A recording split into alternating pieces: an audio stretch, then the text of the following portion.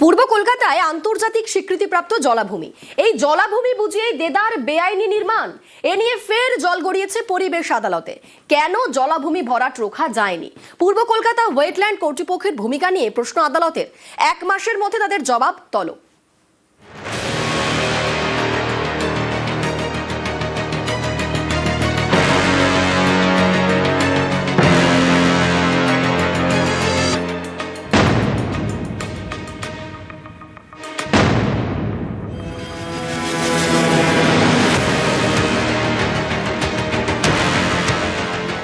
নরেন্দ্রপুরের নাজিরাবাদে পূর্ব কলকাতা জলাভূমির বিস্তীর্ণ অঞ্চল। এই জলাভূমিতেই দেদার বেআইনি নির্মাণ, এ নিয়ে একের পর এক এফআইআর, অভিযোগ, তা সত্ত্বেও কোনো পদক্ষেপ করা হয়নি। বেআইনি নির্মাণের অভিযোগ ঘিরে ফের জল গড়ালো পরিবেশ আদালতে। 2রা ফেব্রুয়ারি মামলা করেন হাওড়ার পরিবেশ কর্মী অঙ্কুর শর্মা। 5ই ফেব্রুয়ারি মামলার শুনানিতে কড়া পর্যবেক্ষণ পরিবেশ আদালতের। পূর্ব কলকাতা ওয়েটল্যান্ড কর্তৃপক্ষ, সংশ্লিষ্ট পঞ্চায়েত, বিদ্যুৎ সংযোগ দেওয়ার ক্ষেত্রে স্থানীয় প্রশাসন, বিদ্যুৎ পর্ষদের ভূমিকা নিয়ে প্রশ্ন তুলেছে আদালত। আদালতের প্রশ্ন, কেন জলাভূমি ভরাট রোখা যায়নি? কেন আগুন লাগার ঘটনার আগে সতর্কতামূলক ব্যবস্থা নেওয়া হয়নি? 1 মাসের মধ্যে সব পক্ষকে জবাব দিতে নির্দেশ দিয়েছে পরিবেশ আদালত।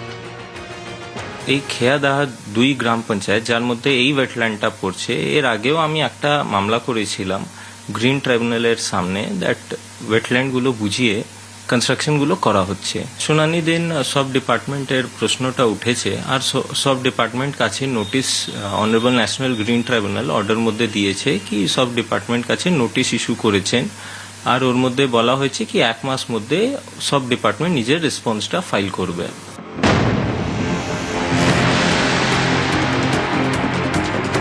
এই দেখুন, এটা নরেন্দ্রপুরের নাজিরাবাদের স্যাটেলাইট ছবি।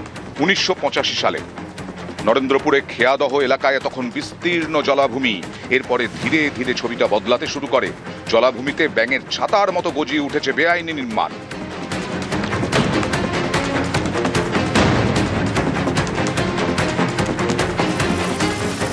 যত দিন গেছে ততই জলাভূমি বুঝিয়ে করা হয়েছে বেআইনি নির্মাণ।